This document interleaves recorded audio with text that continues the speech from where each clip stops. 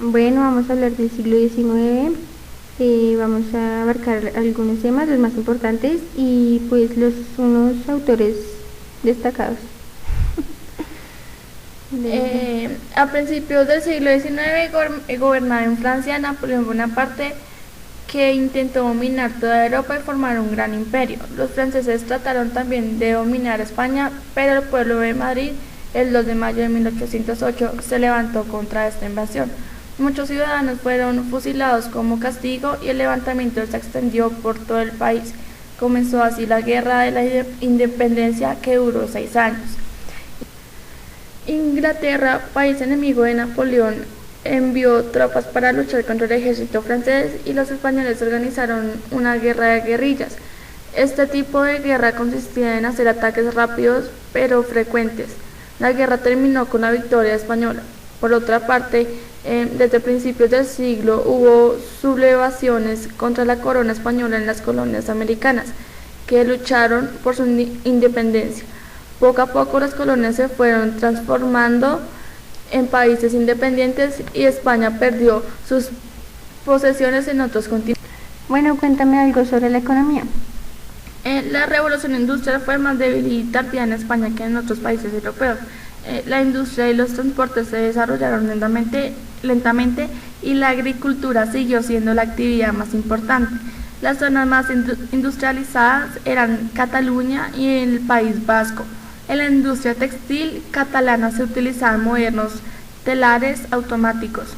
Durante el siglo XIX la economía andaluza se basaba en la agricultura y el comercio. La industria andaluza era casi inexistente. Los transportes se renovaron muy lentamente y esto dificultó el desarrollo de la industria y el comercio. Bueno, la sociedad se está organizada en clases sociales, cuéntame de ellas. Una de ellas es la clase alta. Está formada por los nobles, los grandes empresarios, los banqueros, los grandes propietarios de tierra. La clase media estaba compuesta por agricultores, comerciantes, médicos, abogados y maestros. Y la clase baja la formaban los jornaleros agrícolas, los obreros de las fábricas, los sirvientes domésticos y muchas personas con oficios que hoy han desaparecido, como aguadores, que eran vendedores ambulantes de agua, y los faroleros, que encendían y apagaban las farolas. Bueno, y cuéntame cómo era la vida en las ciudades. Pues las ciudades aumentaron su población y crecieron mucho durante este siglo. Se hicieron reformas urbanísticas como el de casas viejas, la apertura de nuevas avenidas, se construyeron nuevos barrios llamados periféricos. Las calles se empedraron y se instaló el alumbrado público con farolas de gas. Aparecieron los transportes públicos, los primeros fueron tranvías tirados por caballos y a finales de este siglo aparecieron los primeros automóviles.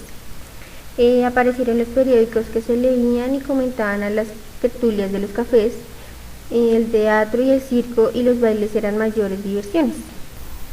La literatura en el siglo XIX abarca principalmente las primeras expresiones poéticas conservadas en la lengua vernácula. Es una rama de la literatura romántica y ha dado lugar a otra importante rama, la literatura hispanoamericana. La literatura española se divide en varias etapas. Hasta 1830, en este periodo las tendencias estilísticas del siglo XVIII aún prevalecen, aunque se empiezan a surgir algunos escritores prerrománticos como Rousseau o Goethe. La segunda es 1830-1850, apogeo de la literatura romántica. La tercera es 1850-1870, comienza el movimiento del realismo. Y la cuarta, 1870 y 1898, máximo esplendor del realismo llevado a su extremo por el naturalismo. En el siglo XIX sobresalen fundamentalmente dos movimientos. El primero basado en el principio rousseauiano, siento, luego existo, mientras el segundo, separándose del clasicismo y deslumbrante romanticismo, no buscaba la razón ni la sensación, buscaba la crítica al pasado por la crítica misma. Bueno, Lady, cuéntame un poco sobre tu autor. Bueno, yo quiero hablar sobre José de Espronceda. José Ignacio Javier Oriol Encarnación de Espronceda y Delgado. Nació el 25 de marzo de 1808 en Madrid y murió el 23 de mayo de 1842. Fue un poeta español de la época del romanticismo, también considerado como el más destacado poeta romántico español. José de Espronceda estudió en el Colegio de San Mateo de Madrid, donde tuvo como profesor a Alberto Lista, a quien siguió en el colegio fundado por él mismo. A los 15 años se creó con sus amigos Ventura de la Vega y Patricio de la Escosura una sociedad secreta a la que llamaron los Numánticos, que fue de 1823 a 1825, según decían, para vengar la muerte de Rafael de Riego. Denunciado por ello, en 1825 fue desterrado a un monasterio de Guadalajara durante 5 años. Posteriormente viajó por Alemania, Bélgica, los Países Bajos, Francia e Inglaterra, donde se enamoró de Teresa Mancha, hija del coronel liberal emigrado Epifanio Mancha. En su condición exiliado liberal, participó en las oleadas revolucionarias de 1830 junto con unos antiguos amigos suyos. Poco después, Teresa se casaría por orden de su padre con un comerciante llamado Guillermo del Amo. Bueno, Jessica, cuéntame sobre tu autor. Fue Gustavo Adolfo Bécquer. ¿Cuándo nació? El 17 de febrero de 1836 y murió el 22 de diciembre de 1870. Gustavo Adolfo Bécquer era un poeta y narrador español. ¿Y tu esposa? Sí, tuvo a Josefina Espín, es una bella señorita de ojos azules y pues empezó a cortejarla. Pero tuvo un desliz y tuvo un amante. Se llamó Elisa Guillén.